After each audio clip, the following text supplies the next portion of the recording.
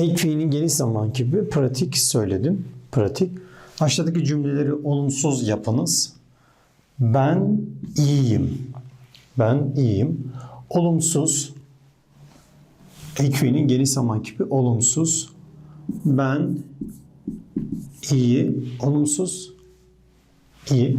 İyi isim değil. Ben iyi değilim. Ben iyi değilim. Mustafa Bey üzgün. Mustafa Bey o. O üzgün. Üzgün. Üzgündür. Olumsuz. Mustafa Bey üzgün. Üzgün. Olumsuz değil. Değildir. Mustafa Bey üzgün değildir. Onlar hastadırlar. Olumlu.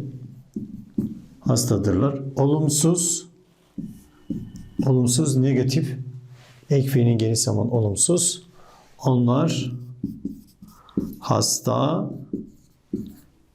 değil. Onlar değildirler. Çocuk yorgundur. Yorgun. Çocuk yorgun. Çocuk o. O yorgundur. Olumsuz. Çocuk yorgun değildir. Çocuk yorgun değildir. Biz evliyiz. Diyalog olumsuz.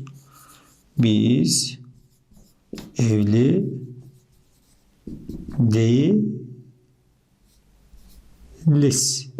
Biz evli değiliz. Yanlış cümlelerin doğrusunu yazınız. Yanlış cümleleri. Ben Türkiye'liyiz. Ben Türkiye'liyiz. Ben Türkiye. Türkiye isim.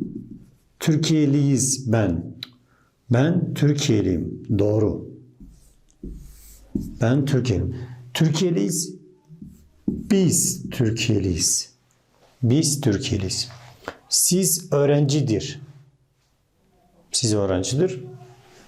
Siz öğrencisiniz. İlk fiilin geniş zaman kipi. Siz öğrencisiniz. Öğrencidir. O. O öğrencidir. Sen yakışıklısınız. Yakışıklı. Yakışıklı. Yakışıklısınız. Yakışıklı isim sen.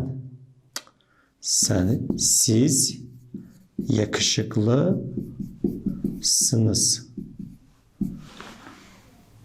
Sen yakışıklısınız. Doğru. Sen yakışıklısın. Siz yakışıklısınız. O güzel değilsiniz. O güzel değilsiniz. O güzel değildir. O güzel değildir. Ek fiilin geniş zaman kipi. Hoşça kalın.